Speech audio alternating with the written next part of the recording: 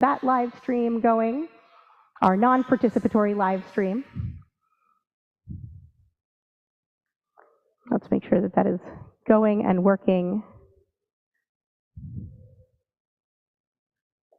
There we go. Perfect. Lovely. There we go. Shabbat Shalom. Shabbat Shalom. So welcome, everybody, whether you're on site, online, on Zoom, on YouTube, somewhere in between, still getting out of your car. Tonight, I am thrilled to be starting this half an hour earlier because we have this tradition of beginning our Friday night service a half an hour earlier when there is something special going on, like a special speaker. And so I want to welcome all the way from California. I'm just going to add you as a spotlight right now for now. Rabbi Elliott-Kukla, who is joining us this Shabbat in honor of Jewish Disabilities Awareness, Accessibility, and Inclusion Month, to give a talk and a teaching and lead us in a discussion around towards a Torah of disability access. And I am thrilled that you are joining us at Or Hadash. This year on Zoom, maybe someday we'll be on the same coast at the same time and be able to make a l'chaim in person. That would be wonderful. Yeah, in 3 dimensions.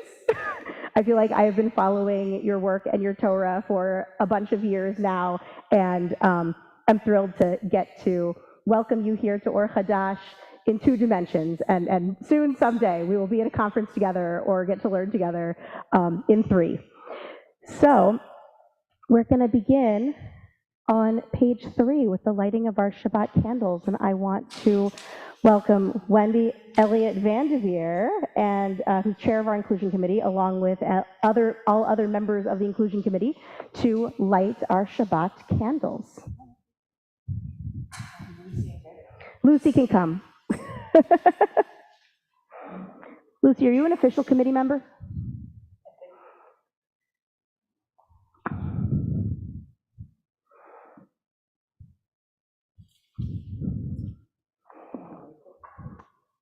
And the blessing for the Shabbat candles is on page 5.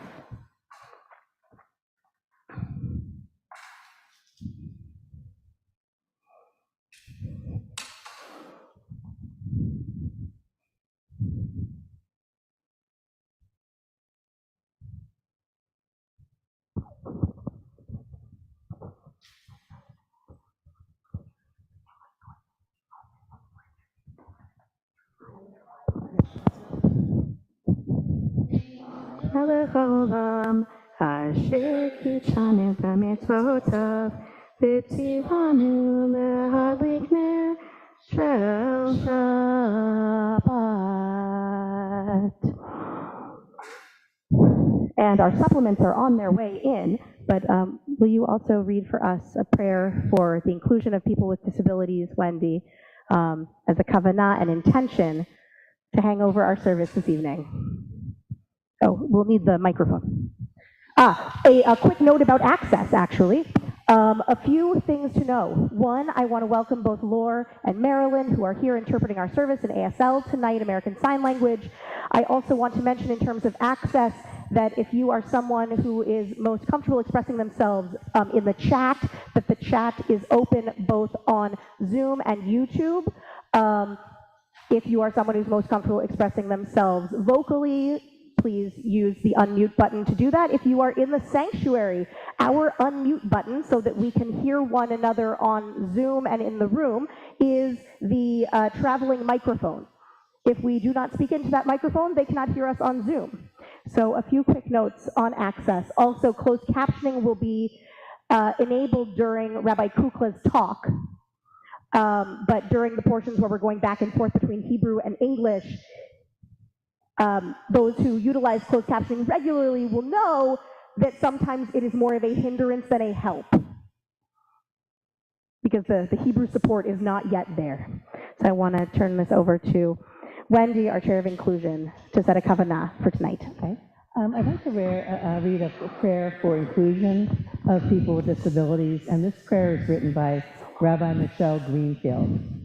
God of our ancestors, support me as I take on this work of creating and supporting holy communities. May my words and actions help to create an open, inclusive, accessible, and welcoming Jewish world. Source of connection, just as you take note of those who call out to you, help me to pay attention to the people in my community with disabilities and to take the time to listen as they communicate their needs, desires, and emotions. I know that this task is not mine alone. Help me to build partnerships and to remain mindful of my own limitations and to continue the work even when it is difficult. Redeemer, may I continue to be part of communities that value the gifts of each individual, that respect the challenges that each individual faces. Guide me as I work to create space where each unique person feels comfortable and seen, and where differences are seen as a blessing. Baruch atah Adonai mishnei habriot. Thank you, God, for making your creations varied. Amen. Page 7, Yedid Nefesh. Yadadandai, dai, dai, yadadandai, dai, dai, yadadandai, dai, dai, dai, yadadai, dai, dai, yadadandai, dai, dai, yadadandai, dai, dai, yadadandai, dai, dai, dai, yadadai, dai, dai, yadadandai, dai, yadadandai, dai, dai, yadadandai, dai, dai, dai, yadadai, dai, dai, yadadandai, dai, dai, yadadandai, dai, dai, yadadandai, dai, dai, dai, dai.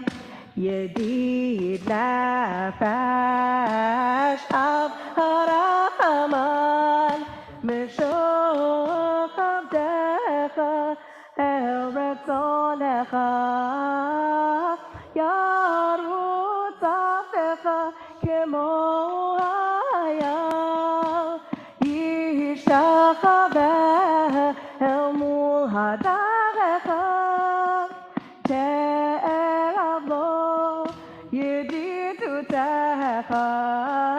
Mino Petuf Bechol Ta'am Ay ay ay Yadanai nai nai Yadanai nai nai Yadanai nai nai nai Yadanai nai nai Yadanai nai nai Yadanai nai nai Yadanai ay nai nai Yadanai nai nai Yadanai nai nai Yadanai nai nai Yadanai nai nai nai Yadanai nai nai Yadanai ay ay ay Yadanai nai nai Yadanai nai nai nai. Last stanza. Higalena ufosa vivi alai etzukat shelomecha tayeret michvodecha nagila v'nisnachavach Maher ahu kiva moed bekonenu ki me'olam ay yadanai nai nai yadanai nai nai yadanai nai nai nai yadanai nai nai yadanai nai nai yadanai nai nai yadanai nai nai nai yadanai nai nai yadanai nai yadanai nai yadanai nai nai yadanai nai nai yadanai nai nai yadanai nai nai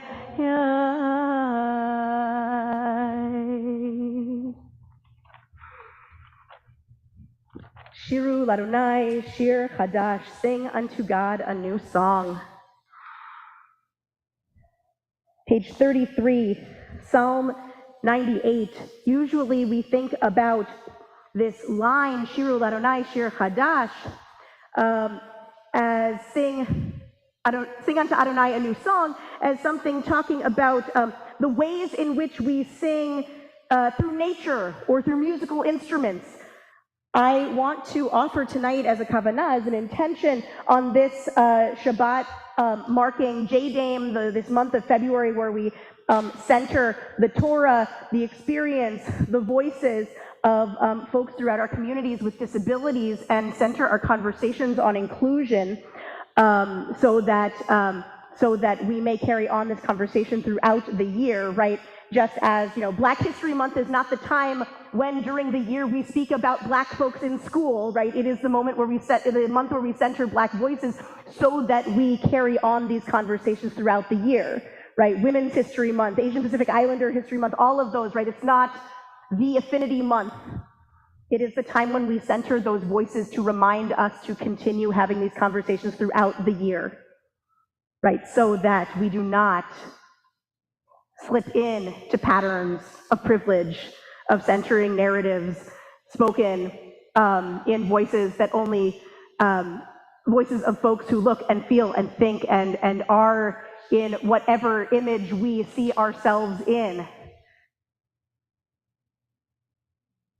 But make sure that not only do each of us have moments where we are seen and represented throughout our year, but also reminding us to see and experience one another in our fullness throughout the entirety of the year.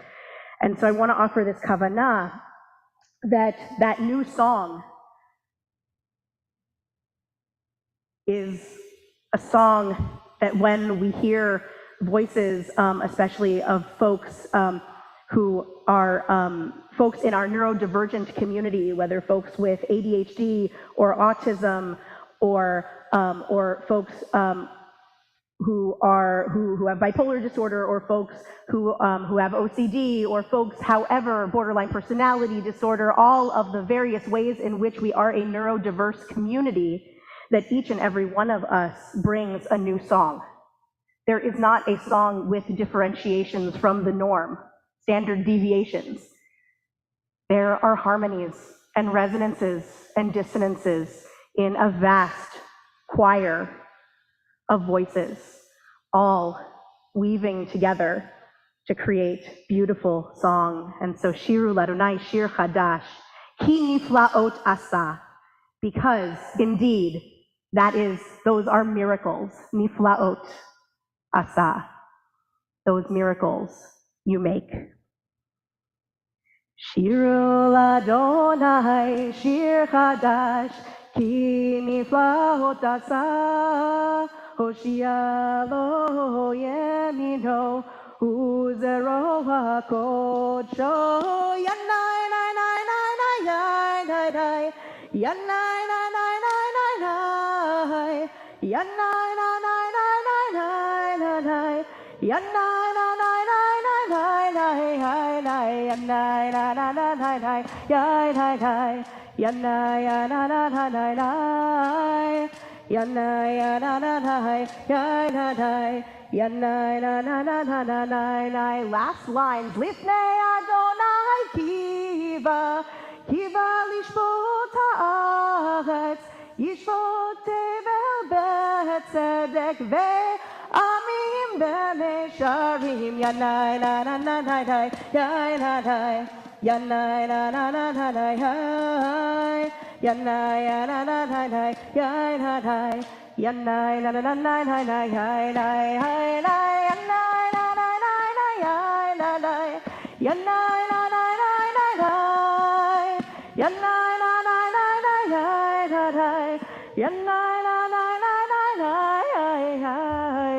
yanai. Page 37.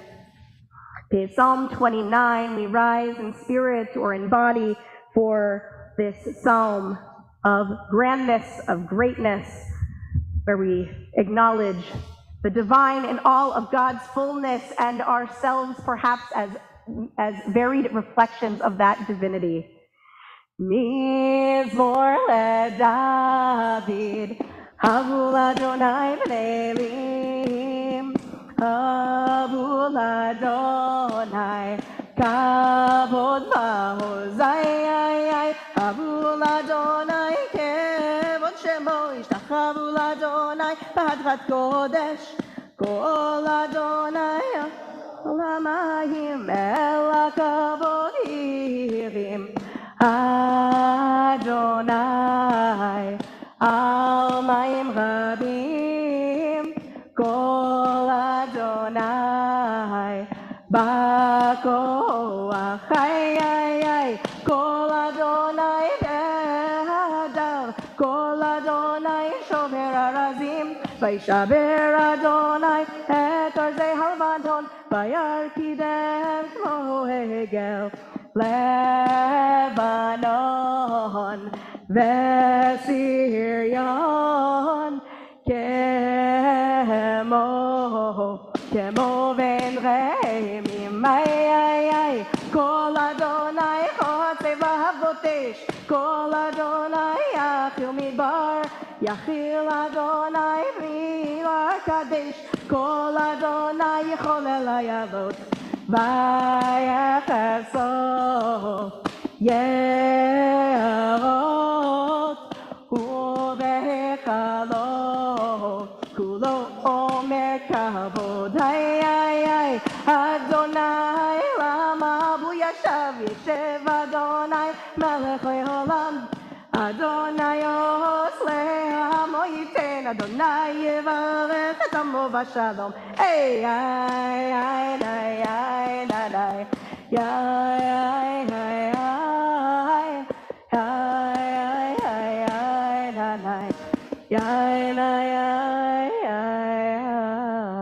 We can be seated. Page 41, Lecha Dodi, and we will sing the stanzas at the top of each of the pages of Lecha Dodi until we get to page 47, when we'll sing both of them.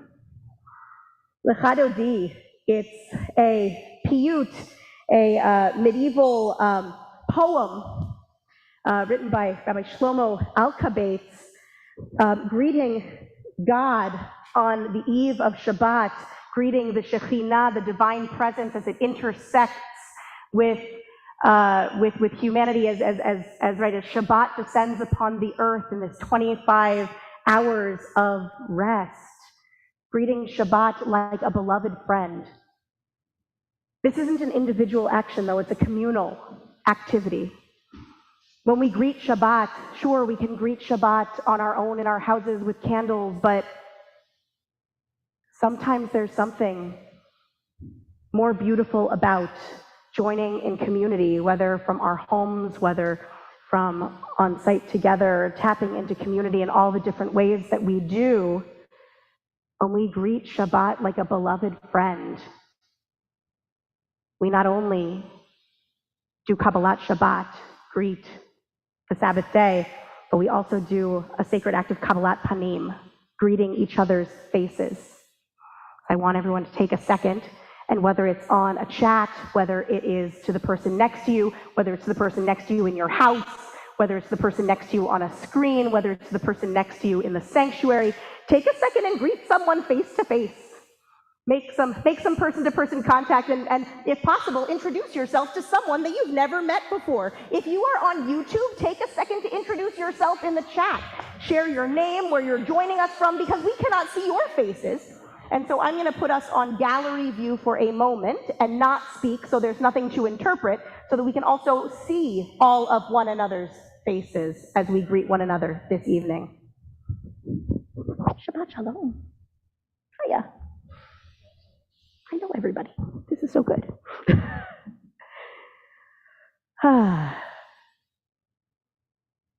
Wonderful. And so now that we have seen one another face to face, let's turn together to page 41 for Lecha Dodi. Lecha Lecha Dodi, likrat likrat kala, pene pene Shabbat mekabela. Lecha Lecha Dodi, likrat likrat kala, pene pene Shabbat mekabela. La la la la. Lecha Lecha Dodi, likrat likrat kala, pene pene Shabbat mekabela.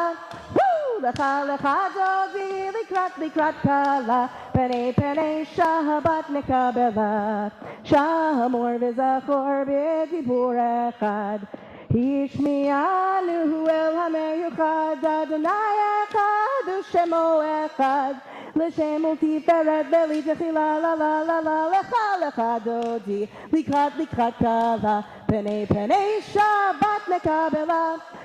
Lecha lecha dodi, likrat kala, pene Shabbat mekabela. Top of 43. Likrat Shabbat lechu v'nelcha, ki mekor haveracha merosh mikadem nesucha. Sof ma'aseh b'machshavat tchila la la la la lecha lecha dodi, likrat kala, pene Shabbat mekabela. Lecha lecha dodi, likrat kala, pene Shabbat mekabela. Hitoreri, kiva orech kumi uri, shir daberi, kevod Adonai alayich nigla la la la la, lecha dodi, likrat kala, pene Shabbat mekabela. Lecha dodi, likrat kala, pene Shabbat mekabela. Top of page 47. Yaminu smol tifrotzi, v'yet Adonai ta'ariti, al yadi shpen parti, v'nismecha v'nagila la la la la la la, lecha dodi, likrat kala, pene Shabbat mekabela. Lecha dodi, likrat kala, pene Shabbat mekabela. We rise in spirit or in body as we face the entrances to our homes, to our sanctuary, to our bedrooms, our dens, our dining rooms, all the places where we have marked as sacred spaces tonight as we greet Shabbat. Bohi v'shavo materet bala, gam besimcha u'betzochola, toch emunei am segula, boi chala, la la la la la la la la la la, lecha dodi, likrat kala, pene Shabbat mekabela. Lecha dodi, likrat kala, pene Shabbat mekabela. We can be seated. It is my pleasure to invite forward Wendy to introduce our speaker this evening. Wendy. Wendy and Lucy. Who has the microphone? There it is. Hey, thank you all for coming tonight. I'm so delighted to introduce you to our guest speaker for our JDAIM Shabbat tonight, Rabbi Elliott Kukla.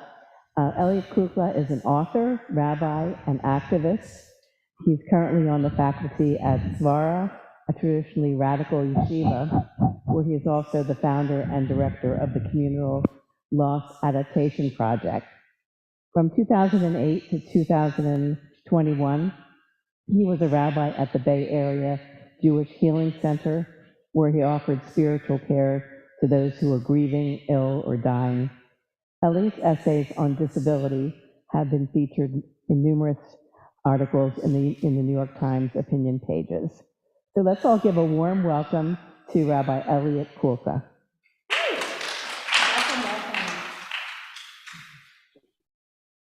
Thank you so much, Wendy and Lucy, was it? Yeah, Lucy. I have a service pup you might get to see wandering around. I'm so glad to be with you. I'm Elliott. I'm here in Ohlone land, otherwise known as Oakland, and I am a non-binary white person in a very green room wearing a burgundy sweater with a mushroom print on it. I'm so glad to get to be with you and see the energy in your beautiful sanctuary as well as with those of you online. Actually, could one of you tell me what our firm ending time is? Tell us what the ending time for the conversation, the discussion? Yeah. So why don't we say, all told, we will continue with the Baruch and Mamariv service around 8 o'clock. Okay, perfect. Wonderful. I'll take that as 8 o'clock California time. Half an hour is what we said? We said half an hour? Oh, good. There we go. Oh, sorry, 8 o'clock Eastern Standard Time. I gathered. Apologies. Yeah, you'll 2 p.m. in Oakland. Don't worry. We'll be here all day. So I wanted to start by asking you a question, which is, when you think about the term disability access, what issues come to mind? And you can answer this either by just unmuting and saying a word or two, or putting it in the chat, or raising your hand, or signing, whatever you prefer. So when you think about disability access, what issues come to mind? I see Wendy raising her hand. Wendy, please. I think about physical, tangible things like, having a ramp to the BEMA or access to restrooms, sign language interpreters, captions, those type of accessibility accommodations. Thank you. Thank you for naming those very important things. Having sign, having a ramp, very concrete access to it. Anyone else? What issues come up for you? I see from Paul. Yes. People have a hard time connecting with services because the social services has depleted due to COVID and any other things. There's not a lot of people that are working in the field, and also getting the training that people would need to move into 2023 and find a way to, I know this is going to be tough one, pay the social workers to stick around. Thank you. Another kind of really important concrete access. And I saw in the chat having a hearing aid. Thank you. So just for time, I see another one over here from Cheryl. Please, Cheryl. And if there is anyone who's on Zoom raising their hand, please do use the raise hand button so that I can see you more, so that you'll pop to the top of the list more easily. Great. Cheryl. I had a little experience with it. I went on a cruise with my sister last week, and she had to use a scooter because she had a broken toe. And the frustration the ability to get around is so much decreased, even though she didn't really need it the whole time. To get into an elevator is ridiculous. To wait for an elevator and to have enough room in the elevator to get in there. And, I just felt a sense of a little piece of maybe tiny piece of what Wendy might feel, just how hard it is to get to a place fast enough, or, it just takes so long, and people push ahead of people with physical disabilities all the time. And I can't imagine. I was thinking about you and how hard your life must be to get around and just accomplish everything you want to do. Thank you. So you're naming access becoming more visible when you notice the lack of access.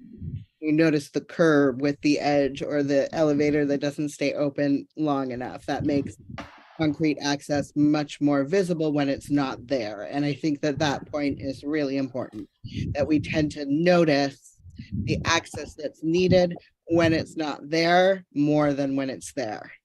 Thank you for that. I'm just going to read from the chat here. Wheelchair access, written scripts, or enhanced sound for those who can't hear well. So a lot of really important concrete tools coming up when we think about access. So I just want to... There's one more from BK. Okay, one more, and then I just want to switch to a related question, please. Yes.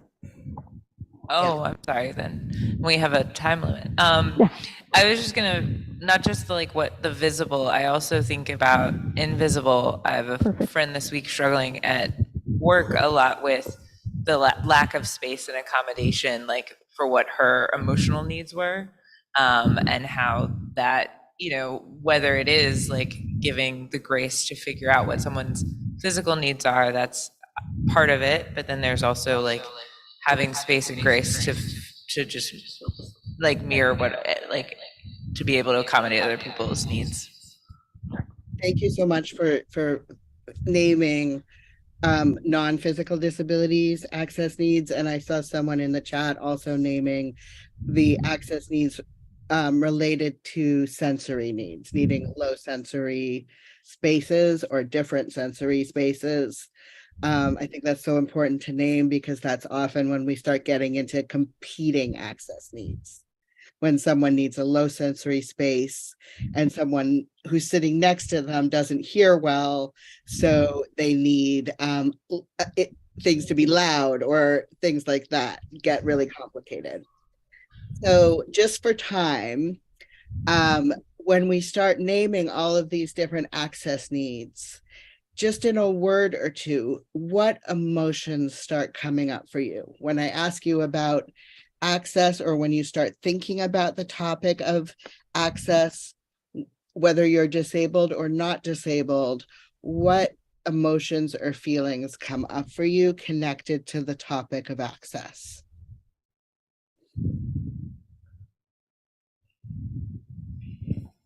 Frustration and anger, perhaps. Thank you. Others? Yeah, what comes up is fear. Fear of discrimination, fear of that stigma that is so profound for people with disabilities, both physical and invisible. It took me a lifetime to decide to disclose that I, have had mental illness all my life and I have OCD. But today I can say that, and I didn't for many, many, many years. And so, yeah, a lot of fear of the stigma and what it would do. Thank you so much for naming that. So important.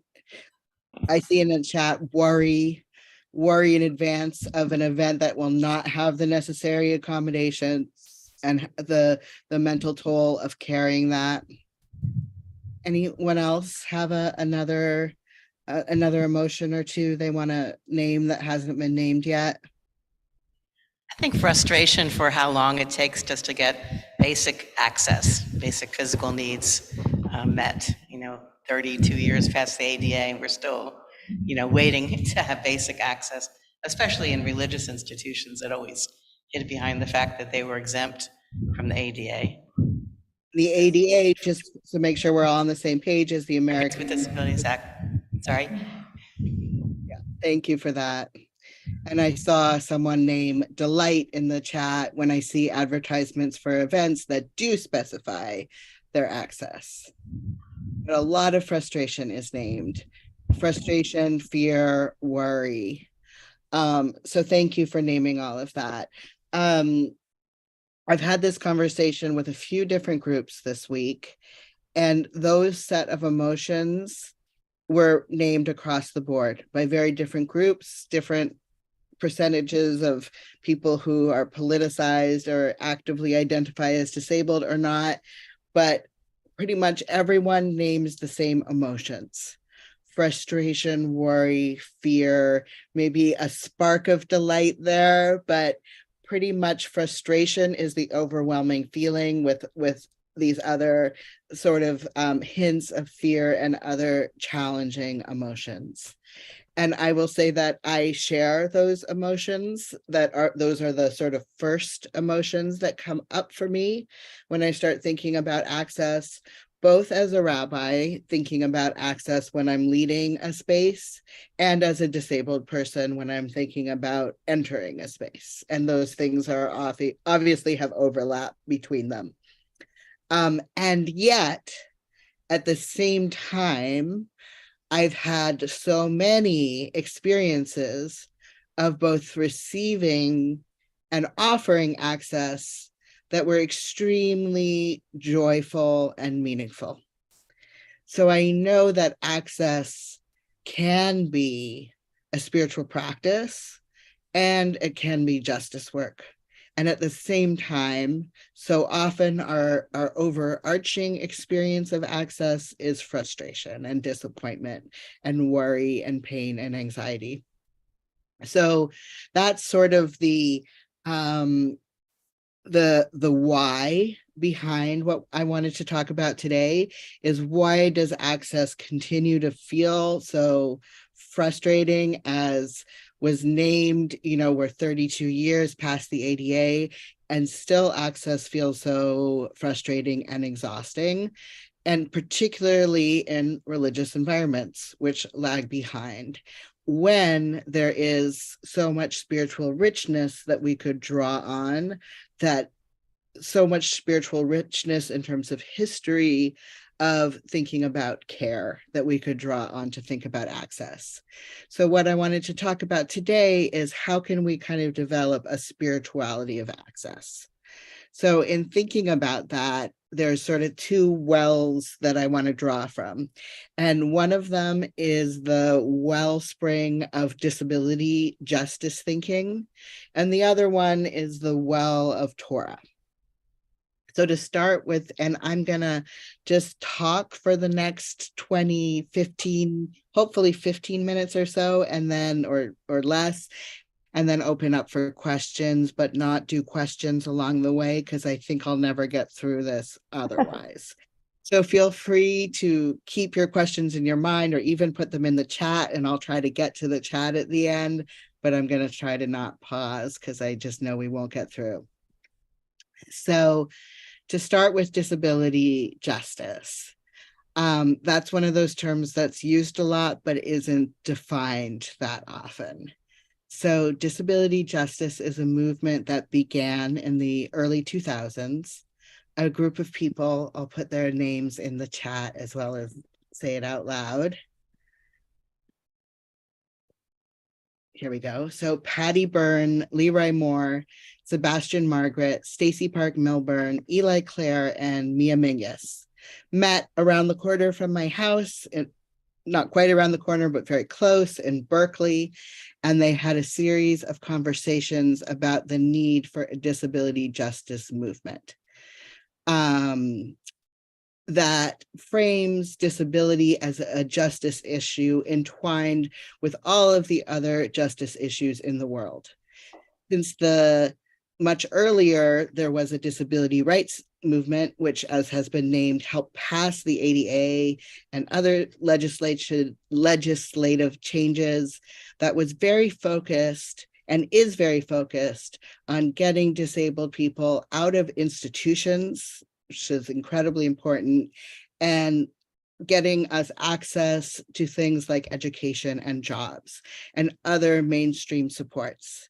And all of this work is incredibly important, but disability justice is a little different in that it focuses not on helping disabled people access these kind of supports that kind of help disabled people assimilate into the mainstream world, but instead holds out the idea that we have inherent worth, even if we never have jobs, and even if we never go to school, and even if we're never productive in a classical way.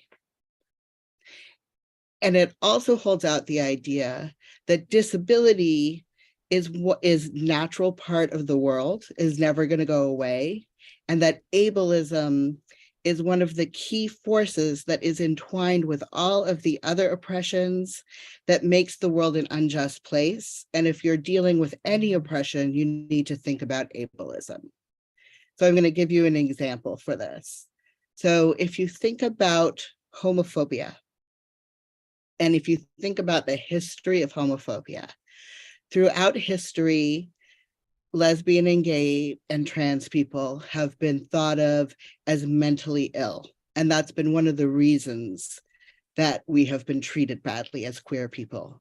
So that is ableism. The denigration of queerness as a mental illness at core is ableism.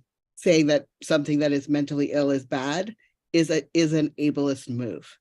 So ableism and homophobia are completely tied together, because the core idea that there's one kind of way of being a person, one normal way to have a body and mind that is most fit to survive, at its center is ableism.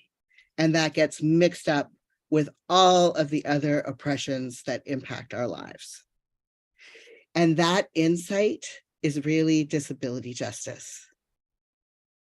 So I'm going to just leave that definition there. Hopefully that was clear and new for some of you. And introduce you to the thinking of Mia Mingus, who is a disability justice thinker on liberatory access. And thank you, Rabbi Alanna, for putting this into the chat. And what Mia says is, when I say liberatory access, I mean access that is more than simply having a ramp or being sent free or providing captions. Access for the sake of access or inclusion is not necessarily liberatory, but access done in the service of love, justice, connection, and community is liberatory and has the power to transform. I want us to think beyond just knowing the right things to say and be able to truly engage. I want us to not only make sure things are accessible, but also work to transform the conditions that created that inaccessibility in the first place. So what I want to pull from this is that, as we noticed at the beginning, when we started thinking about access, we all tend to go to the concrete things like ramps or captioning or being sent free. But those are really leaves on the tree of access. The roots of access are not any of those concrete actions, because those things are going to change from every single group and every single context. The roots of access are getting to know each person's unique way of being in the world and our own capacity to be in relationship with one another. And everyone has access needs. Both stairs and a ramp are access accommodations, but we don't notice building stairs for our synagogue as an access accommodation because they're always there.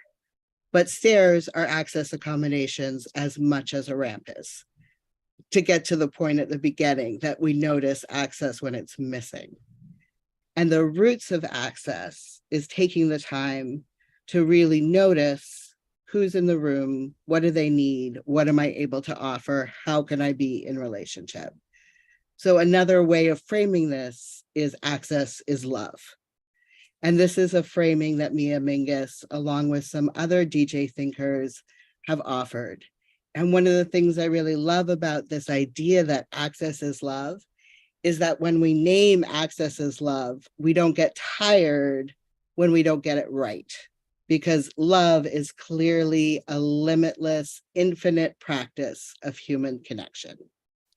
And if access is love, one of the things we can get from access is intimacy. So if you could put up that next text.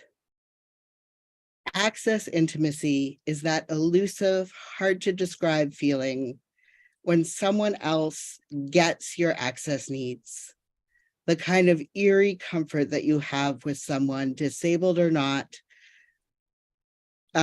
get with someone on a purely access level.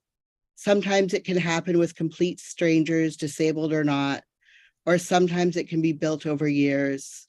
It could also be the way your body relaxes and opens up with someone when all your access needs are being met. It is not dependent on someone having a political understanding of disability, ableism, or access. Sometimes access intimacy doesn't even mean that everything is 100% accessible. Sometimes it looks like both of you are trying to create access as hard as you can to no avail in an ableist world. Sometimes it is someone just sitting and holding your hand while you both stare back at an inaccessible world. So I'm going to give you an example of a time I experienced access intimacy, which is after a surgery. I had this anesthetic that left me paralyzed from the neck down, which I wasn't expecting, for about 18 hours. So there was a lot of access need in this because both it was very emotionally scary and I couldn't get anything like a bedpan or water. And there was a nurse who I don't think she had any analysis of disability, but just sort of saw the situation. And she just sort of set up her charting station on her computer next to me. without needing to talk about it or anything. So it was a busy ER, a busy recovery room. And whenever she came back from seeing a patient, she would just come back and chart next to me. So there was someone there, both in terms of emotional support and to like get things without having to ask for it, which led to this feeling of closeness and also relief. So this was this experience of access, what Mia would describe as access intimacy. So I'm going to just leave, and within this context of a hospital, it didn't solve the fact that the doctor hadn't warned me about it, that it was a scary situation. It was a very inaccessible situation in the hospital. It was very unjust, but I had this relationship with this nurse that made it much better.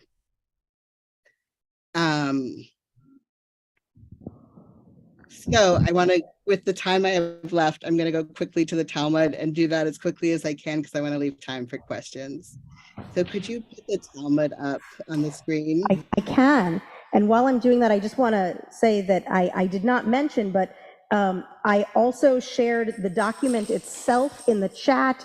And these texts are printed in the service supplement that people have in hard copy in the sanctuary. And again, in the chat as a document as well. Wonderful. So this is a passage from the Talmud, and it's often taught as a passage about visiting the sick, as if it's a passage about a well person going to see a sick person. But I want to suggest that we don't look at it that way, that we look at it through the lens of the Mia Mingus text as a text about access.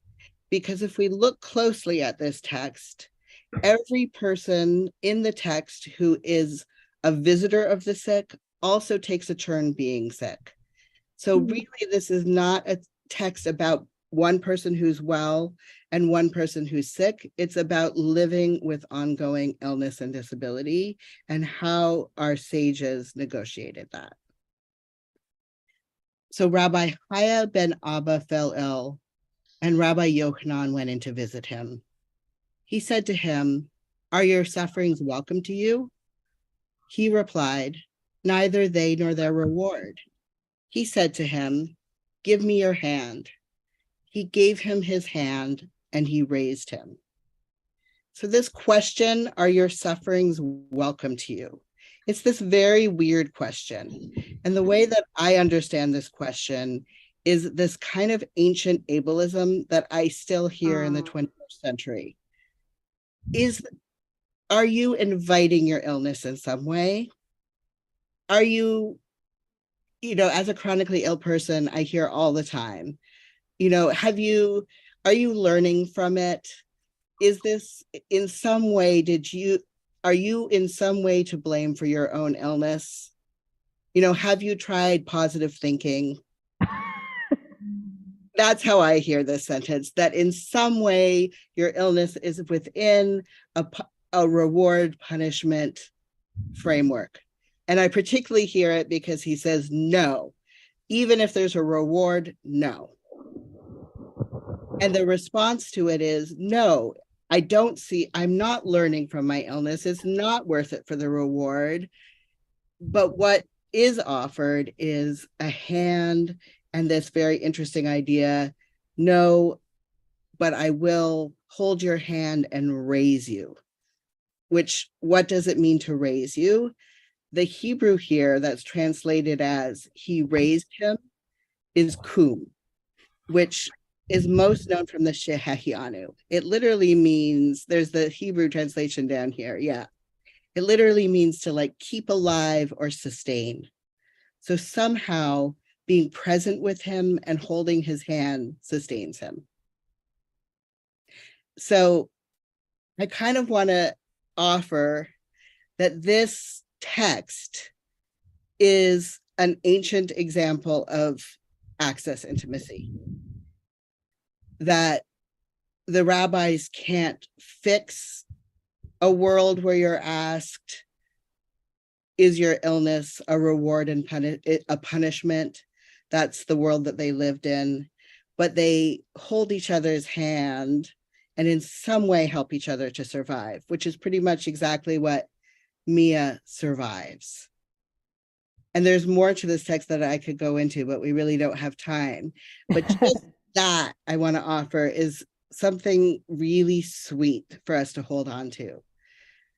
That often it can feel like talking about access is new, but the idea that the rabbis in some way all took turns being sick and sat with each other and helped each other to survive, and all experienced illness and had a deep understanding that holding each other's hand in the face of an inaccessible world helps us survive. For me, that, this text is often appropriated by able-bodied people to be a text about visiting the sick, but really it's about how we all get sick, that we all experience moments of disability, and being present with each other and struggling to find access in an inaccessible world is what helps us survive. And the fact that we are here in this text provides this spiritual framing that makes this ongoing project of Access is Love feel so much more energizing for us. So I'm going to end there so that we have time for some questions. So I'd love any thoughts, clarifying questions, responses. I know that was a lot in a short amount of time. No one is raising their hand off the bat. I have a question or a noticing. This is Rabbi Alanna. I wanted to, I noticed at the end of this text, of the last text, the text from the Talmud, and I so appreciate this idea of access intimacy, where at the end, the rabbis ask, why could Rabbi Yochanan not raise himself? And the response, the prisoner cannot free himself from jail. That there's something about community and other people in our world, whether they are people who we are super close with or whether they are a stranger who we've never met before, right? That we can't free ourselves from the inaccessible world around us, because the access that we need is not just, like, it's not about other people physically accommodating. I mean, sometimes it is. Sometimes it really is. But it's about being seen, and it's about being sat with. And even the most creative, most go-gettery, most awesome person in the entire world can't do it for themselves, because it's not about doing it for yourself. It's about being in relationship. And it's about liberation that's not, liberation is bigger than the individual. No matter how awesome Yochanan is, he can't raise himself, because it's not about the physical raising. It's about relationship. Exactly. I mean, and Yochanan was the same one who had been the visitor just a few lines earlier. So it's particularly poignant because he had just healed someone else or offered whatever it is that helped sustain someone. And then a moment later, he needs that sustaining. So, what is this? Prisoner can't free himself from jail. What is it in this metaphor? And one of the ways that I understand it is that it seems like being held captive was a common thing in that era. It is on the list of core mitzvahs that we do, is that we free the captive. And so it seems like being held captive is one of the key things that we needed other people to do for us. So I understand this as a way of saying, no one does their own dental work. No one removes their own appendix. No one frees themselves when they're being held captive, as a kind of easier way of saying nobody creates their own access. No one holds their own hand. It's a very visceral way of making it clear that everyone is interdependent. Even if we're very good at expressing our own access needs, we all need help. Nice. Paul, and then Rich, and why don't we just, and Eileen, and there's a thing in the chat as well from Lee. And so why don't you guys all ask your questions at once, and then Rabbi Kukla can can answer them in a bunch. Right. So let's pass that microphone over to Paul. And in the meantime, while it's going to Paul, Lee writes, to complete the circle, where in Torah/Talmud do you see examples of access liberation? And Sharon, whose superpower is time management, acknowledges our time. I believe it was Harvard University just concluded or completed their 100th year of a survey on what makes people happy. And they went through the people from the 100 years ago, the generational groups and everything, and they came down with the idea or the conclusion that good relationships is the #1 thing in making people happy. Nice. I think it was Rich. Rich is next, then Eileen, and then Wendy. Okay, thank you, Rabbi. And I see something a little different in here. Are your sufferings welcome to you? To me, what resonates is, have you reached acceptance? Even the grief cycle ends in acceptance. And so I think we need other people when we are so filled with self. Rami Shapiro is always about the self with the big S and the self with the small s, and how, we want to get rid of all those aspects of self, be it fear, be it, resentments and all that other stuff that we get filled up with. So I see this as needing other people to be there, to talk with, to be in community with, in order to really be able to be lifted up. Beautiful. Eileen, then Wendy. This is so much about relationship. I think about education. Education happens in relationship. And as a teacher, you have to meet each child where they are. And I think this whole thing about acceptance and holding hands is about meeting each other where we are. We talk about typical development, and there is not really typical development. Every child is unique, every adult, every person, and we have to be open and affirm who people are and meet them where they are in order to move forward. Beautiful. Wendy. And I am going to say as we approach 8 p.m. that we're going to go to 8:05, Sharon. And all. Thumbs up. I just wanted to mention, in the beginning, I was mentioning all like the physical barriers, that I experience as somebody in a wheelchair. If the beam is not accessible, we're working on making our beam accessible as we speak. And other things that aren't accessible, like the bathrooms or the religious school, getting up, we need automatic doors that operate. But what's helped me... We have the ones that don't operate yet. They don't operate yet. Yeah, we have the ones that don't operate yet. We have the automatic doors, but they're not operating. Soon. But what I wanted to say, that I've been a member of Or Hadash for over 30 years. And what's held me at Or Hadash is not the fact that there are all these barriers, but it's the fact that the people are accessible. The people will talk to me. We have the relationships. When I'm outside on the street, people will stare at me out of the corner of their eye, or they'll just ask me, do you need any help? Or there's not any, quality conversations, with most people out on the street.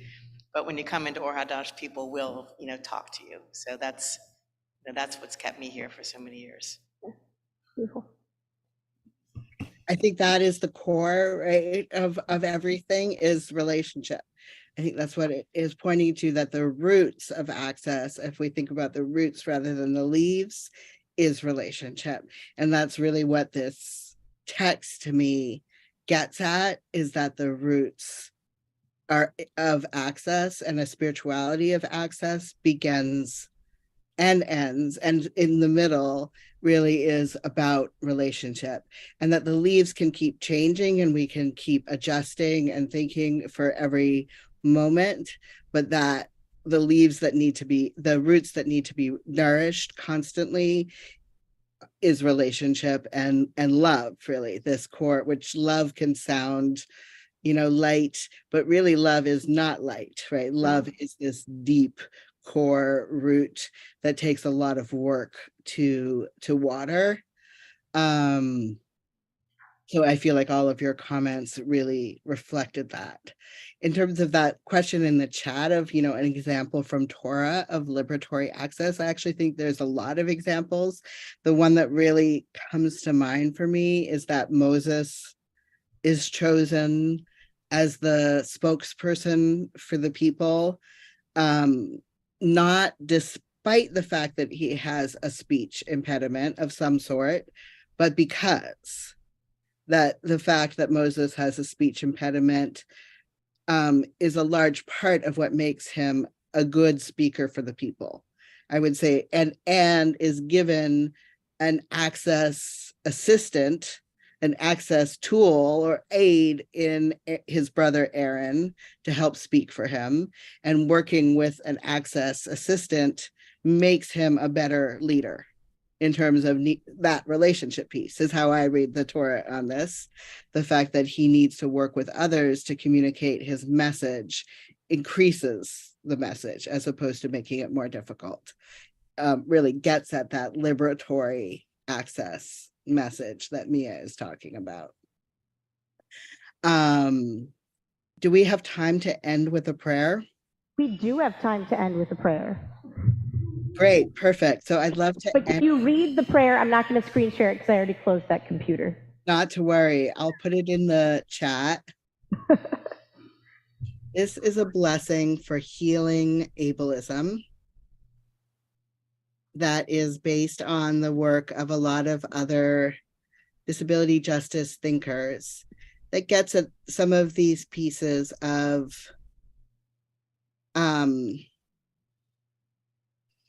a lot of times prayers for healing in Judaism are for our bodies and minds changing, as opposed to praying for the access barriers to change. So I felt like we needed a prayer to address some of those feelings from the beginning in terms of thinking about a spirituality of access, and to have a prayer that addressed that we want to shift the sources of inaccessibility as opposed to changing our bodies or minds.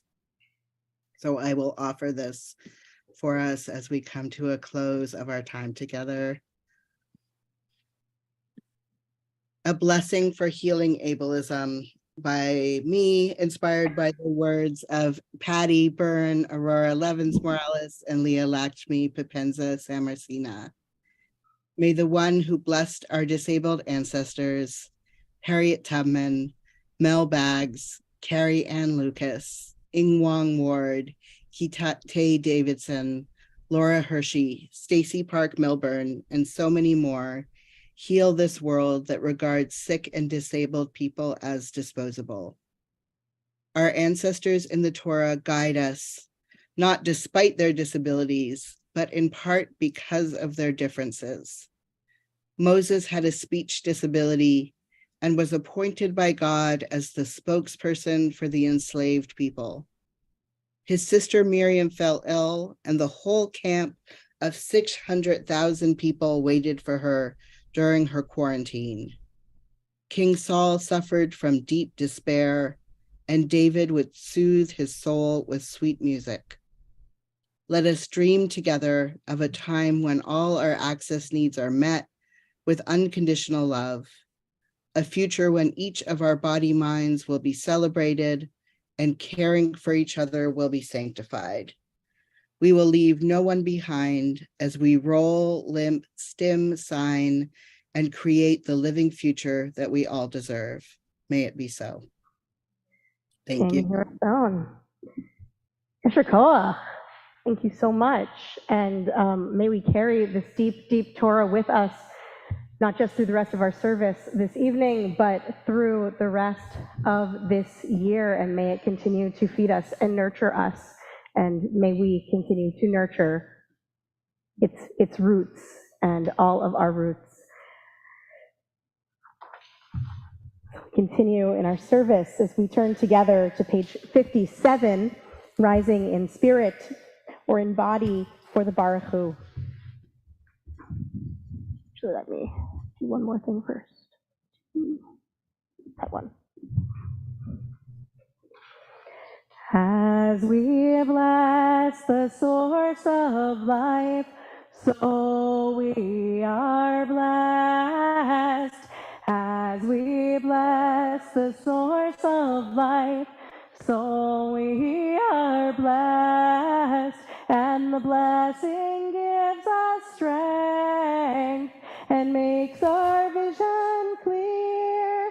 And the blessing gives us peace and the courage to dare. As we bless the source of life, so we are blessed. Baruch hu et Adonai HaMevorach. Baruch Adonai. Baruch Adonai HaMevorach Le'olam Va'ed. We can be seated. We turn in our supplement to the page that says at the top, Ma'ariv Aravim, roll into dark. We are also on page 59. Roll into dark, roll into light. Night becomes day, day turns to night. Roll into dark, roll into light.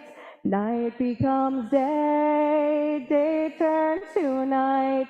Borei yom v'layla, golel or mipnei choshech, golel or mipnei choshech, v'choshech mipnei or. Roll into dark, roll into light. Night becomes day, day turns to night. Roll into dark, roll into light. Night becomes day, day turns to night. Umavir yom umevi laila, umav yomin ben yom ben laila. Adonai tzvahot shemo, elachai v'kayam, tamim uchaleinu le'olam va'ed. Baruch ata Adonai, Hamariv Aravim.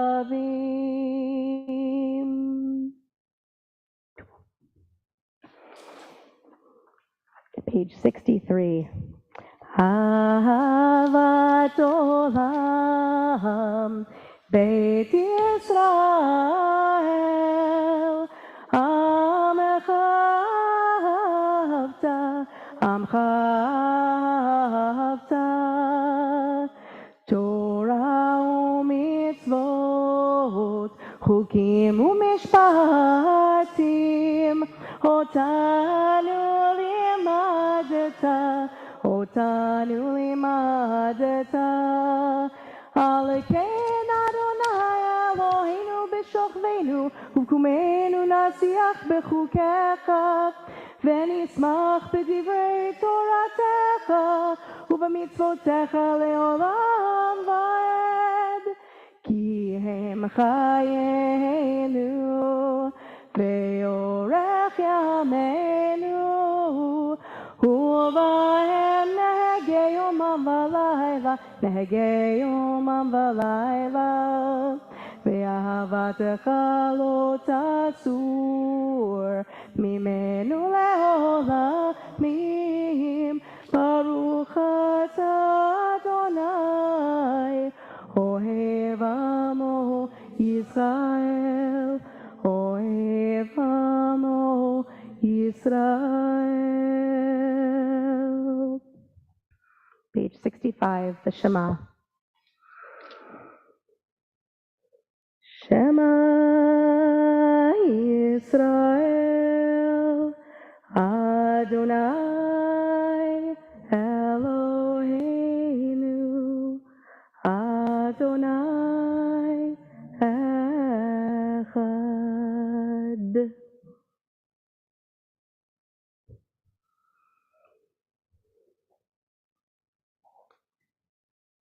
Ve'ahavta את אדוני אלוהיך בכל לבבך ובכל נפשך ובכל מאודיך, והיו הדברים האלה אשר אנוכי מצווך היום על לבבך, ושיננתם לבניך ודיברת בהם בשבתך בביתך ובלכתך בדרך ובשוכבך ובקומך, וקשרתם לאות על ידיך, והיו לטוטפות בין עיניך, וכתבתם על מזוזות ביתך ובשעריך.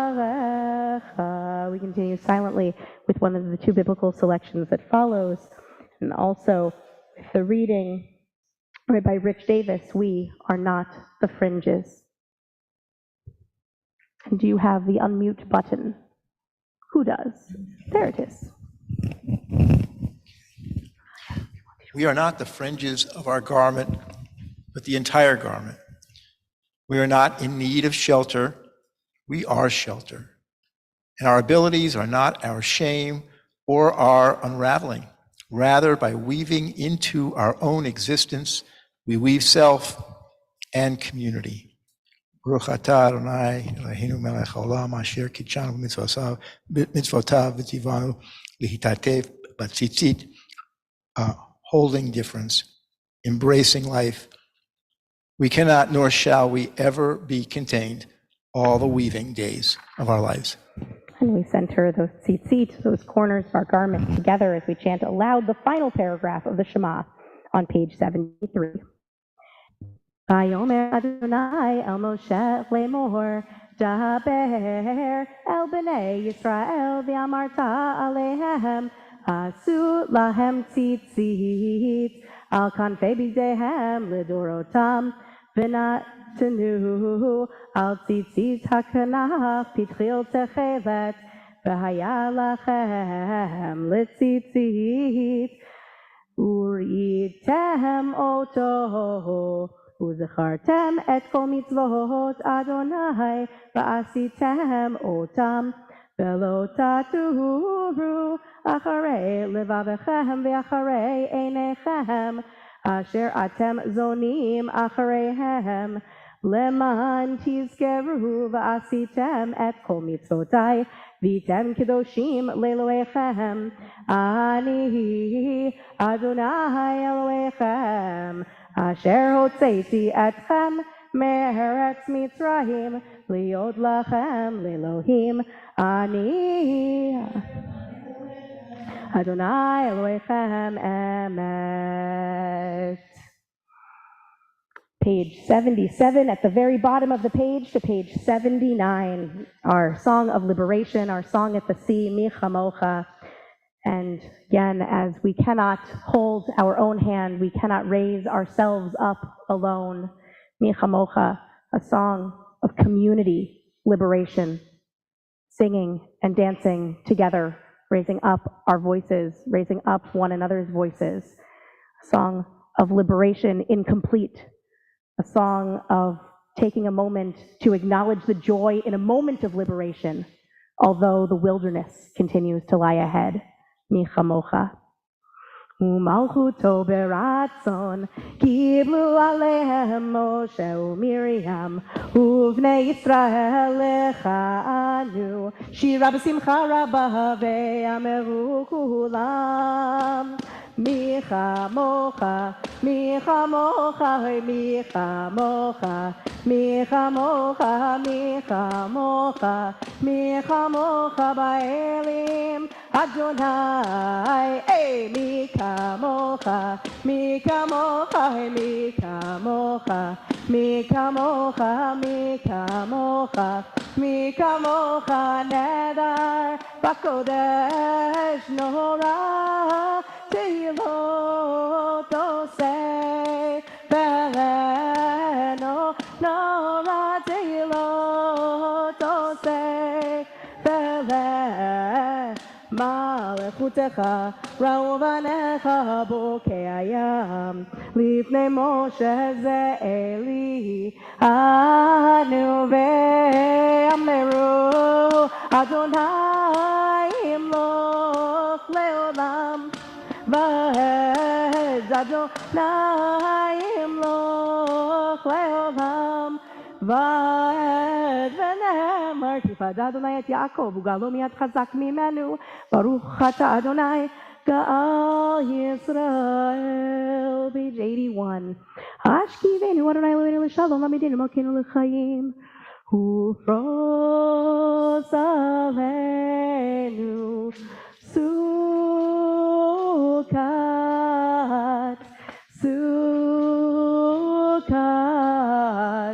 שלומך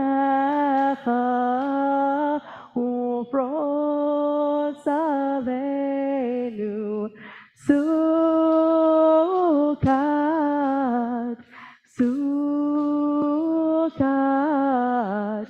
שלומך ושמור צאתנו בואנו לחיים ולשלום מעתה ועד עולם ופרוס עלינו סוכת שלומך ברוך אתה אדוני הבורא סוכת שלום עלינו ועל כל עמו ישראל ועל כל יושבי תבל ועל ירושלים. Page 85. We rise up in spirit or in body for Vishamru. Vishamru b'nei Yisrael et ha-Shabbat לעשות את השבת לדותם ברית עולם ושמרו בני ישראל את השבת לעשות את השבת לדותם ברית עולם ביני ובני ישראל אותי לעולם אותי לעולם אותי לעולם ושמרו בני ישראל את השבת לעשות את השבת לדותם ברית עולם כי ששת ימים עשה אדוני את השמיים ואת הארץ ושמרו בני ישראל את השבת לעשות את השבת לדורותם ברית עולם וביום השביעי שבת וינפש שבת וינפש שבת וינפש ושמרו בני ישראל את השבת לעשות את השבת לדורותם ברית עולם.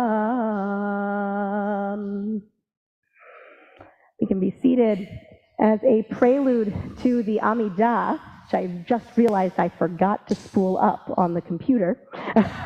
As a prelude to the Amidah, if you'll just give me 1 second, I want to thank Ruth Mermelstein for sending us, as we were planning this service, a beautiful short documentary film, a short piece created by a filmmaker last year as part of the Real Affirmations Festival on why do we pray. That we wanted to use as a very, hold on, sorry, I've learned that I cannot speak and type at the same time, especially when my keyboard's not on. Yes, entitled "What Do You Pray For?" That we wanted to share as a prelude tonight to the Amidah. And so give me just 1 second. I'm so sorry. This is that time when the rabbi goes through their emails during the service, which is very strange, and I'm not sure that I've ever done before, but am now. It's a whole new feeling.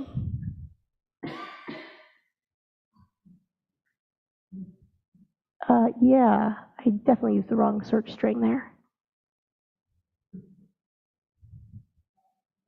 It really does. Yeah, we're going to do this one more time in a different way.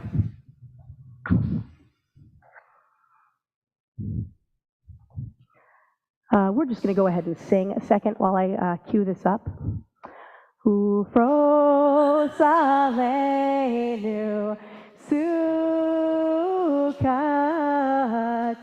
sukat, shalomecha, spread over us the shelter of your peace. Hey, sukat, shalomecha.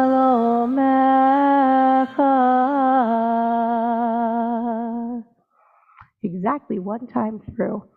And so as a kavanah, as an intention to for our Amidah this evening, which we'll recite silently, what do you pray for?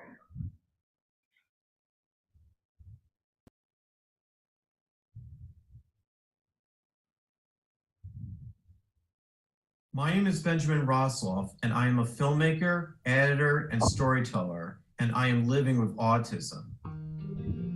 There are different types of prayers. Prayers that praise God, prayers that thank God, prayers that ask for forgiveness, and prayers that ask Hang on. That's a very strange blend there. God for something. There are prayers that are memorized that we recite or sing to familiar melodies. They make us feel good and bring back positive memories. Judaism encourages questions. It is how we learn, how we grow, and how we gain an understanding of ourselves, our community, and our relationship to God. Asking questions is how we learn about people's hopes and dreams and what kind of world they want to live in. Let's ask the question and listen to their answers. Do you pray? I do pray. Not as often as I used to, but I still pray. I guess I, in a way, pray when I hope to do well in a job interview. I have a prayer practice. I use a traditional Jewish prayer book. Do you recite prayers that you have learned or memorized, or do you have personal prayers? I have personal prayers, and I also attend Zoom services on Shabbat through my synagogue. My grandfather was a rabbi, so a lot of the prayer that he talked about, there were the traditional prayers, and then there was the personal prayer and the silent prayer. When I do my workout, routinely activities on a daily basis, it's always personal stuff. Is your disability something you refer to in your prayers? I have ADHD and dyslexia, learning disabilities. It's more abstract how I refer to them. It's more things that might be happening in my life that are in some way a result of the disabilities. I don't specifically pray about my disability, but my disability is a fundamental part of who I am. I was in the hospital completely, totally paralyzed, and I was like that for many years. But now I understand that this is a gift that was given to me to enable me to have a closer relationship with the creator of the world, with my family, friends, and myself. How does praying make you feel? In a way, it gives me hope that what I'm praying for will come true. It makes me feel really soothed and relaxed, personally prayers, what I do in my daily routinely practices. It just makes me feel so relaxed.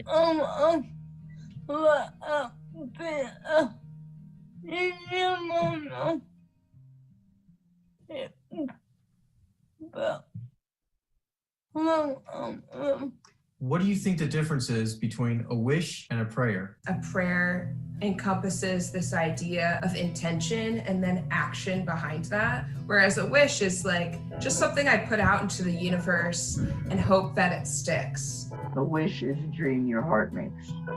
And I think a prayer is really asking for either continued health or asking for peace. Do you think people with disabilities' prayers are different than prayers of non-disabled people? No, I think everybody's prayers need to be heard and should be heard. And if they're not, someone's got to figure out a way to make them more accessible. In general, people pray for the same things, and that's to be loved and accepted, to be able to have purpose in life, I guess for people who are disabled, probably praying that I can pray for different things than people who are not disabled. I think everybody looks for love. I think everybody looks for acceptance. I think for people like us, it might be harder to achieve in some areas, so we might either pray more or we might look towards other people for help.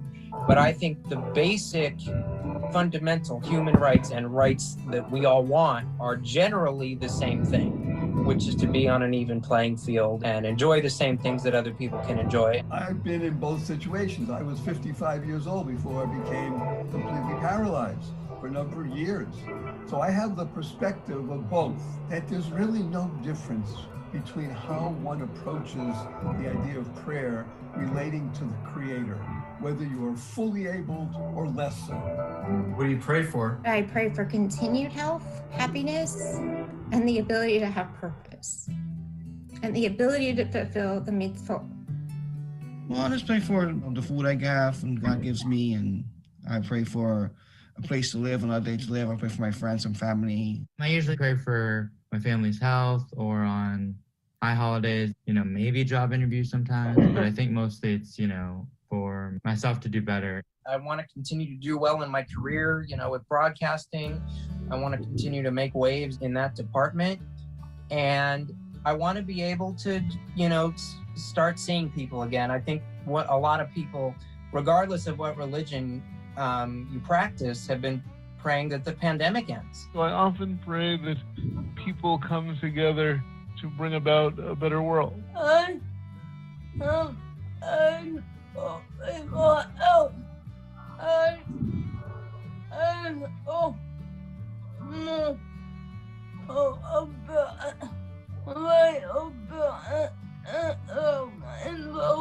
I certainly pray that I can see my family again.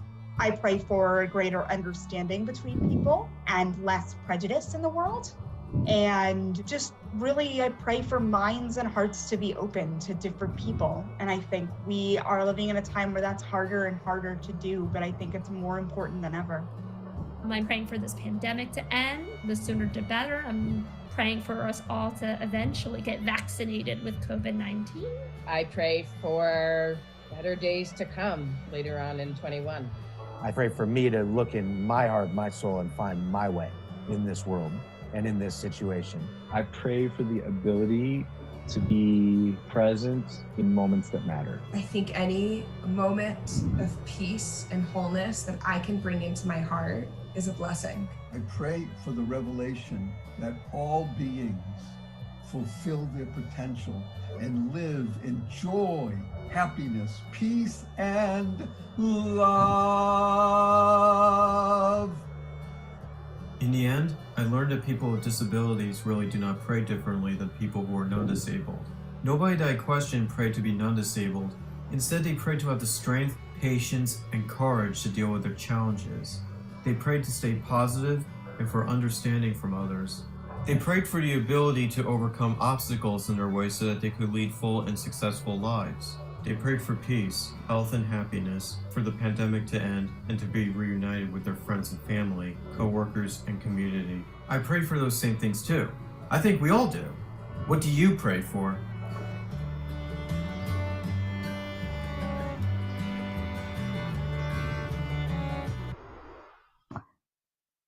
So what do you pray for? We rise in spirit, body, for the Amidah on page 91. We begin, whether in the traditional liturgy, in the Hebrew, the English, commentary, and kavanot below the lines, or however our body, mind, heart, souls want to pray this evening, we enter into the Amidah silently on this Shabbat evening.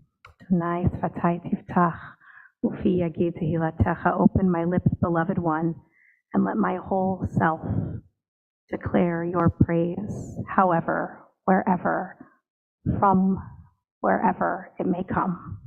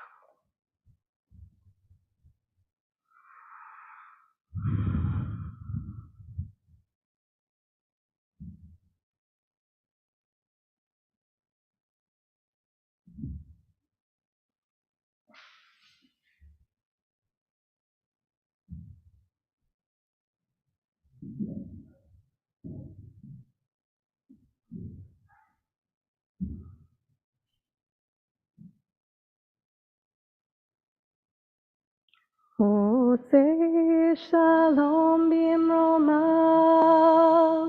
hu ya'ase shalom aleinu, ve'al kol Yisrael, ve'al kol yoshvei tevel, ya'ase shalom, ya'ase shalom.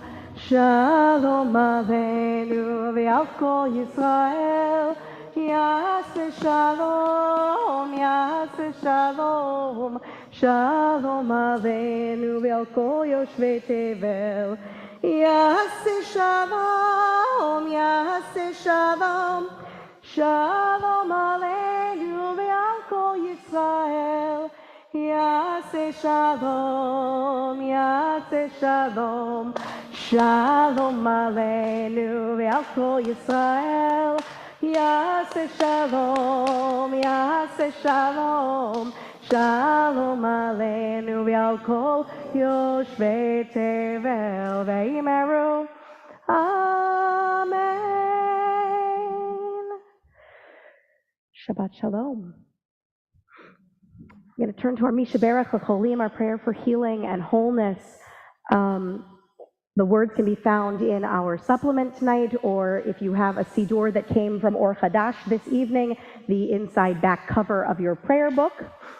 Our Mishaberach L'cholim, our prayer for healing and wholeness, it's such a prayer. I'm struck by thinking about the Mishaberach L'cholim through the lens of accessibility intimacy that Rabbi Kukla, that you framed for us this evening, and thinking about that idea of praying for healing as accompaniment, as a holding of the hands, but also as a question, as the question that Rabbi Yochanan asked at the beginning,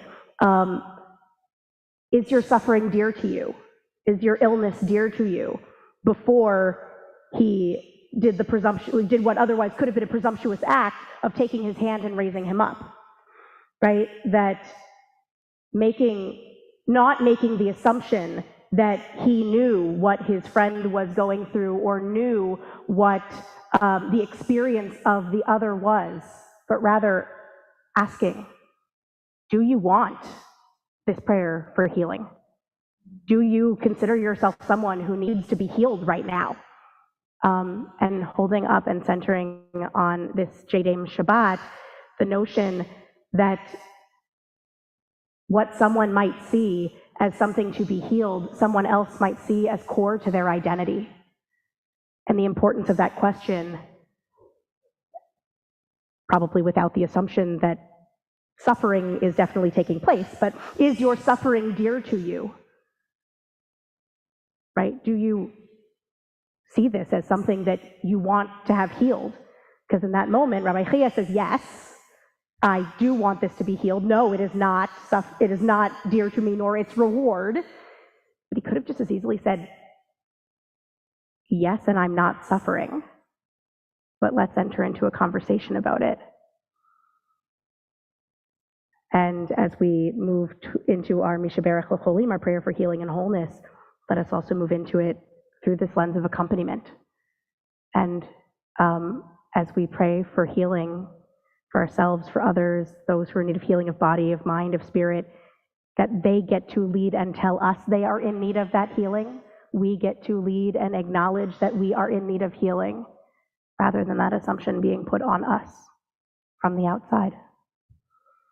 And so I want to invite people to share in the chat or aloud, however you're most comfortable, names of those you're thinking of for healing this evening. We'll do a little microphone pass around. We'll read some names from chats, and we also will acknowledge that those whose names are already on our congregational Mishaberach list this evening we're thinking of and sending our hopes and our energy for healing and wholeness to Andrea Abrams-Herbert, James Alberts, Fran Anderson, Roberta Archibald, Joan Axelroth, Ellen Azriel, Arden, Barry and Carol Mueller-Bell, Rabbi Deborah Bowen, Seal Haight, Robin Kupo, Frankie Deaver, Marcy Fish, Joan Flaherty, Rhoda Gansler, Charles Gardner, Joaquim Gabel, Eric Gershman, Jonathan Giannini, Marilyn Goldberg, Cordula Hamish, Marty Jacobs, Sharon Cass, Beverly and Howard Kaufman, Fran Kaufman, Susan Moyer, Robert Mueller, Anthony Nero, Lisa Nicholson, Stan Pollock, Joel Popkin, Mike Rosenberg, Shelley Sanders, Marlene Sortino, Howard Temple, Lynn Van Engel, Brandy Wozliewski, Stan Weckstein, Millie Weissman, Grace Zangwell, Eileen Zeff, Rob Johnson, Sharon's mom, Elise Wechterman, I lost my place, John Keats, Jimmy Carter, John Fetterman, Rob Johnson, and what's my phone? Eric Griffin Shelley.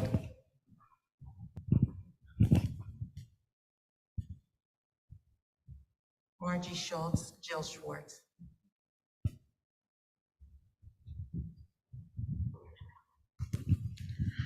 I think that a lot of the people who think they don't have an illness or a disability, think about all the people who are closed-minded and ableist, who we can pray for them to heal from their ableism. Yeah, their ableism and their closed-mindedness, perhaps. Jamie Raskin and Andre Kukla. Michelle Young.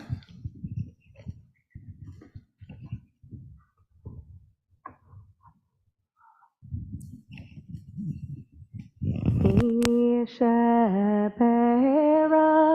avotenu mekor habracha laimotenu.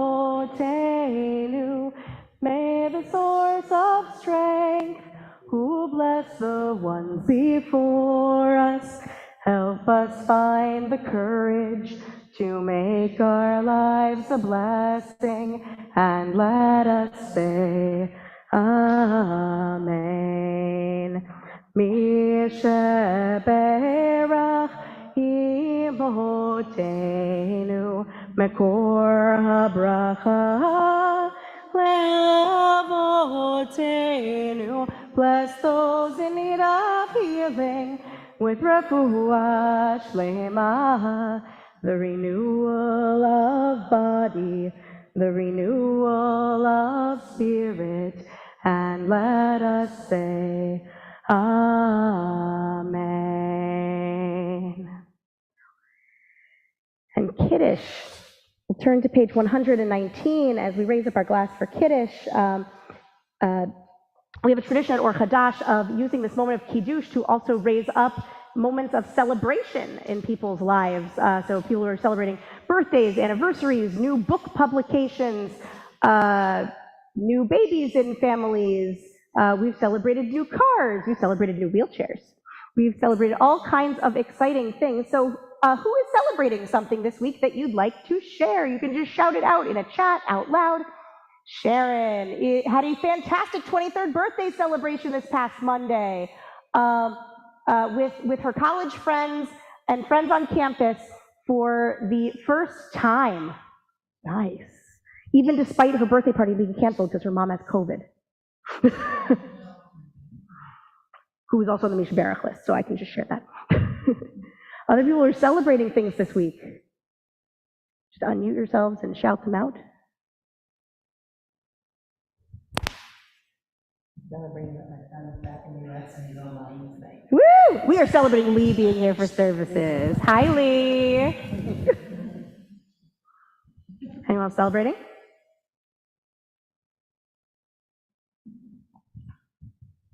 All right, we raise up our glass for Kiddush, for Kiddush, and I want to invite you to rise in spirit or in body on page 119 for Kiddush. Savri Chavirai, Baruch Atah Adonai Eloheinu melech haolam, Borei Peri Hagafen.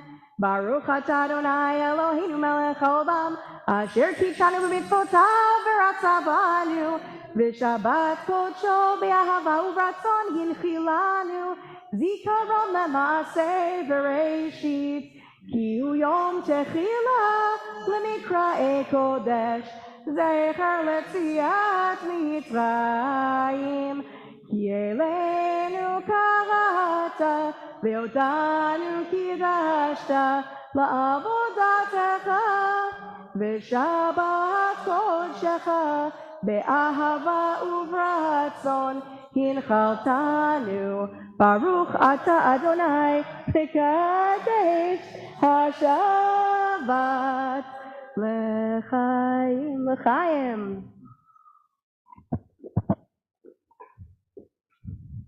And we turn the page to page 121 for Aleinu. Aleinu לשבח לאדון הכל, לתת גדולה ליוצר בראשית, שנתן לנו תורת אמת, בחיי עולם נטע בתוכנו, ואנחנו קוראים ומשתחווים ומודים לפני מלך מלכי המלכים, הקדוש ברוך הוא. שעונתי שמיים ולסתר.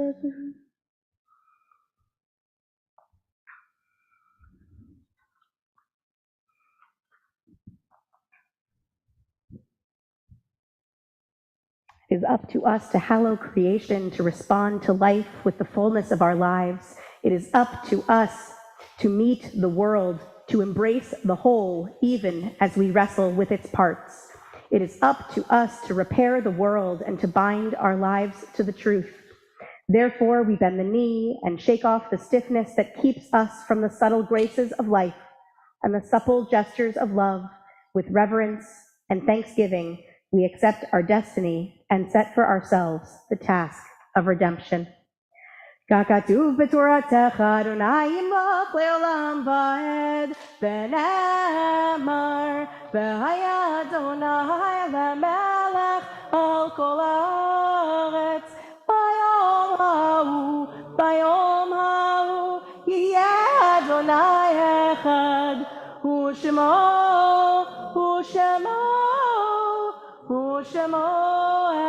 אחד.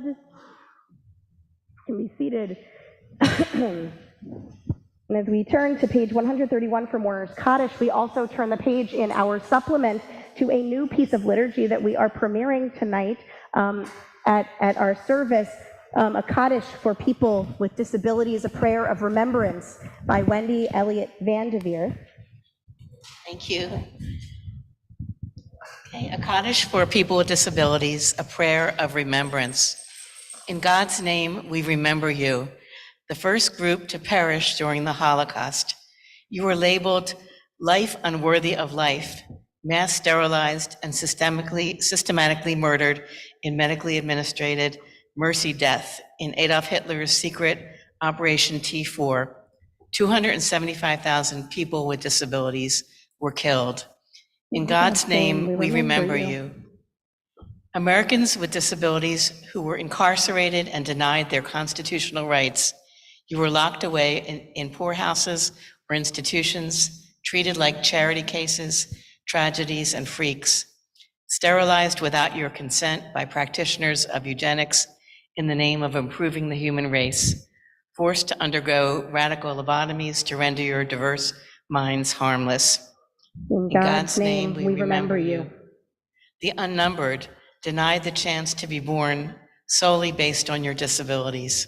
Doctors and parents assumed that you would have a limited life of suffering or be a burden. Your parents were often never informed of life-saving treatments and therapies or the reality of what people with disabilities can accomplish. In God's name, we remember you. The hundreds of victims of filicide. You were murdered by your caregivers, even your parents, shot, starved, drowned, chained, and punched. The media portrayed your killings as justifiable or inevitable, your lives as a burden to the family. Your killers were given sympathy and lighter sentences, if sentenced at all. In God's name, we remember you. The Black and brown disabled Americans killed at the hands of the police. Sandra Bland, Eric Garner, Freddie Gray, Tanisha Anderson, Deborah Danner, Izelle Ford, Alfred Olango, Keith Lamont Scott, George Floyd, and a third of all Black and brown victims of police brutality were also people with disabilities.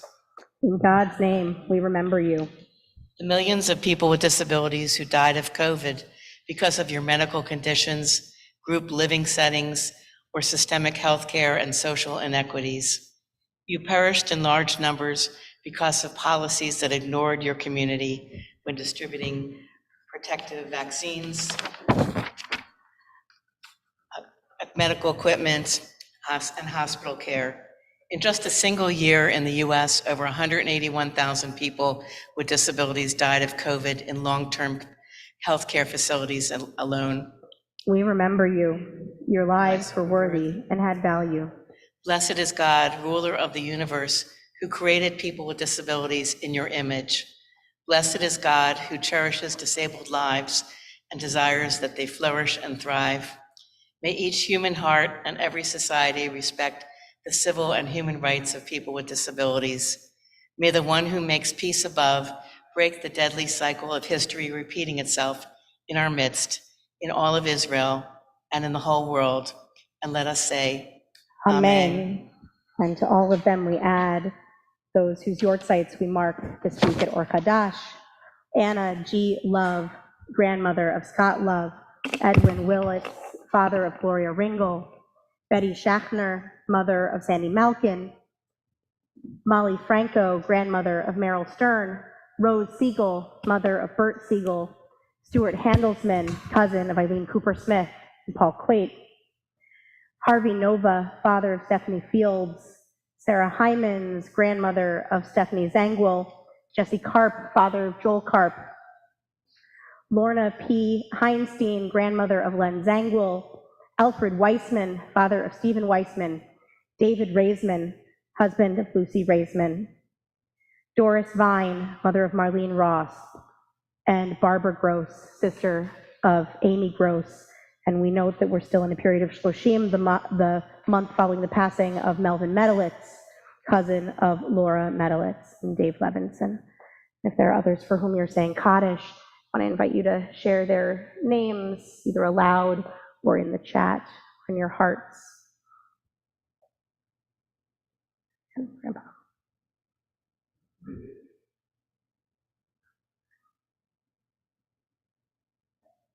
I want to invite mourners, those observing a yortzeit, to rise in spirit or in body for mourners Kaddish, along with those whose tradition it is to join for Kaddish.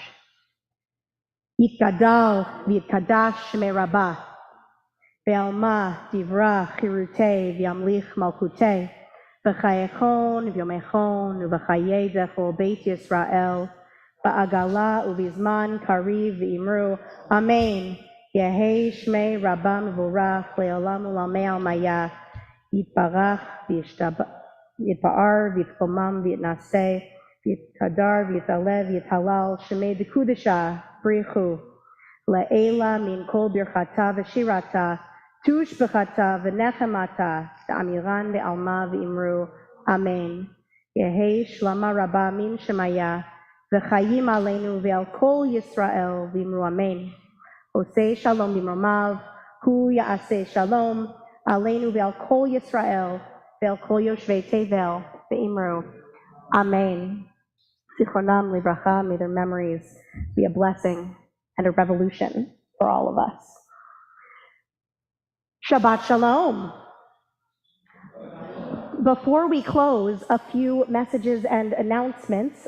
First of all, a huge yesher koach to Wendy, Elliott-Vandivier, chair of our inclusion committee, and our entire inclusion committee for organizing tonight's service, for selecting meaningful readings and experiences, and a huge thank you to our guest rabbi and scholar this evening, Rabbi Elliott Kukla, who I want to invite to join me again here on our digital bima.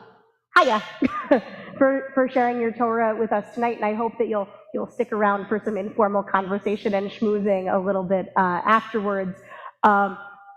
Thank you so much for putting together this service this evening.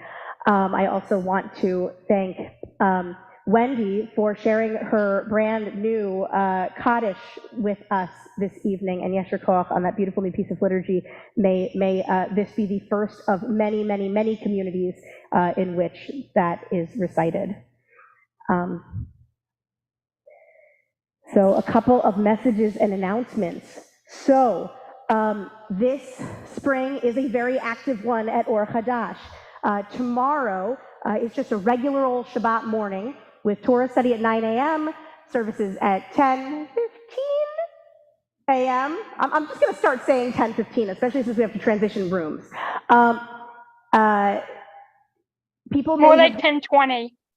ha ha ha, thanks Sharon. More like 10:20, says Sharon. Again, like time blindness is my kryptonite and time management is your superpower. With our powers combined, Sharon, truly. Tomorrow night, it is a Havdalah against hate. There are many organizations who are answering the call of JFridge and others who are standing up against the white supremacist day of hate that has been declared for tomorrow as, I guess, an arbitrary date that white supremacists really like. Who knows? As we move through this day, may it be a day of safety, may it be a day that is just like any other day, and as we come out of it, may we come out of it with light. As we light up our Havdalah candles, I want to invite everyone to selfie yourselves, bringing some light into the darkness tomorrow night as we transition out of this Havdalah. Tag yourselves, post it on social media, drown out whatever voices of hate are trying to troll our world, and let's fill it up with light. Because that is all we can do in this crazy world. And so tomorrow night we join with others from across our country in raising up a Havdalah candle, bringing light into this darkness, light into our world, that we are all, in all communities, stronger than those who hate, who troll, who ignore, who belittle, who intimidate, because light is just stronger. On Sunday, it is our membership brunch. I would say it's our annual membership brunch. We haven't had one of these for about 3 years now. So we will be celebrating all of our new members since, 2019, since winter of 2019. Our last one was in like November 2019, just before the world poofed. And I am thrilled that our membership brunch is going to feature a poetry reading by Betty Kahn from her new book of poetry. So please come and hear Betty's poetry, celebrate community with all of us. We're going to make Havdalah at the end of the brunch with our Smile School students, ending the morning all together in intergenerational community. It's going to be really, really fun and lovely. And then the following week is Purim. It's a Purim thing. I'm holding up a sign that looks very much like an It's a Philly Thing shirt, except it's Purim with a Hamantaschen on it instead of an Eagles insignia. Monday night, March 6th from 6 to 8:30 p.m., starting with pizza, ending with Hamantaschen and with Spiel Megillah and and our costume contest in the middle. Join us on Erev Purim. But don't think the celebrations start the night before Purim. No, they start the day before that with the Purim Carnival. Fun for all ages and stages. For the first time back, again in 3 years, I think it was literally our last event before the pandemic closed us down, was Purim 2020. But for the first time back in 3 years, Or Hadash and Mishkan Shalom are back with the Purim Carnival. It will be here this year in this very synagogue. If you are not attached to, say like someone 4 or under, please consider volunteering to help out at said Purim Carnival. There will be wonderful games and prizes, costumes, food, fun for all. A photo booth, all kinds of good stuff. There will be a low sensory room, two low sensory rooms, one with board games in the board room. Our teenagers thought it was the perfect place for board games. And then also in our staircase art gallery, the lower level of it will truly be a low sensory space. Because we all know how Purim carnivals get, even for those of us who do not have sensitivities to sensory input. So Kal v'chomer, how much more the more so for those of us who do. But all of those things are so much fun, but don't think that the fun ends after Purim, because there is a wonderful calendar of events of interest to folks who like things like adult education, starting with the Torah of Disability Access tonight and the poetry reading that I mentioned, but continuing throughout the entire spring on February 27th and March 20th, and then culminating or reaching its apex, I guess, with our trip to Washington, D.C. Join our anti-racist task force to zoom into anti-racism. 2 Zoom study sessions remain, one on race and racial identity, one on social identities and systems of oppression, which can be attended either as standalone classes or in preparation for the trip to the National Museum of African American History and Culture on March 24th. Please RSVP by Zoom with the Zoom link for the classes, and to the office for the trip. The trip is $30, which truly is just the cost of the bus. The bus is accessible, and I hope that everyone will consider coming. Children under the age of 16 need to have at least one grown-up with them.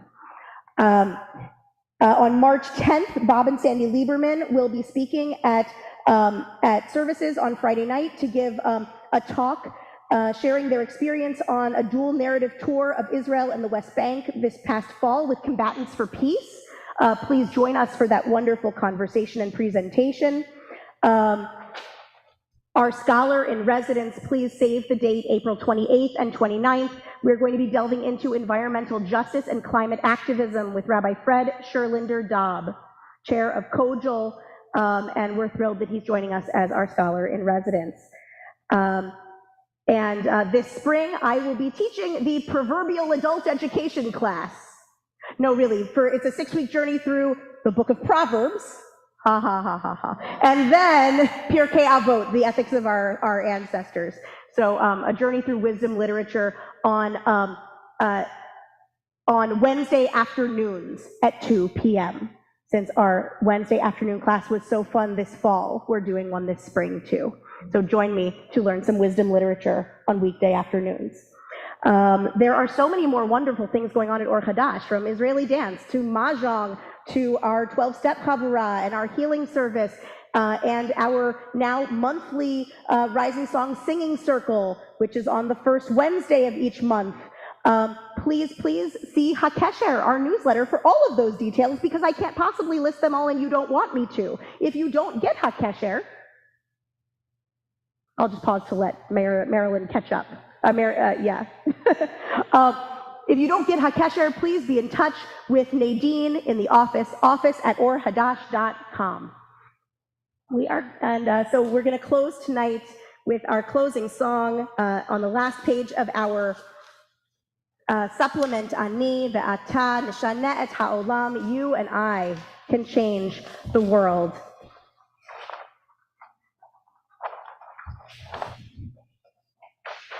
And we will imagine that I am holding an electric guitar and doing a down, down, down, down, down kind of a riff. Ani ve'ata nishane et ha'olam. Ani ve'ata az yevo kevar kulam. Amru et ze kodem lefanai lo mishane. Ani ve'ata nishane et ha'olam. Ani ve'ata nenase mehakala. Yeh lanu ra, ein davar ze lo nora. Amru et ze kodem lefanai ze lo mishane.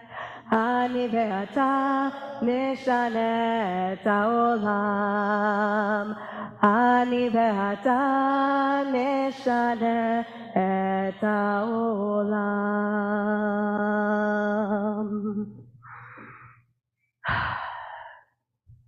We lift up our challah for Hamotzi. We're not touching the challah. Baruch atah Adonai Eloheinu melech haolam hamotzi lechem min haaretz b'te'avon. Shabbat shalom. Shabbat Shalom. I am throwing challah to all of you who are online. There you go. Shabbat Shalom. I want to invite those who are on site to grab some nosh and at the oneg and keep talking, keep enjoying, have fun, introduce yourselves to one another, to people you've never met before, or come back in here with your nosh and schmooze with people who are online. I hope, Rabbi Kukla, that you'll hang out for a few minutes if people want to stay and talk to you and schmooze with you at Kiddush. And Shabbat Shalom. Rich, I had you to stop. Shabbat Shalom. Unfortunately, I have to go pick up my kid at preschool, so I only have a moment. You know, I know the feeling. On the West Coast. The preschool teachers just laughed at that. Oh, you need a microphone. Thank you so much, Rabbi Here you Elliott. go. Here you go. You have a microphone. Thank you so much, Rabbi Elliott. I really appreciated your talk tonight. Thank you. I really appreciated your Kaddish. It was really meaningful. I'm glad I have a copy of it.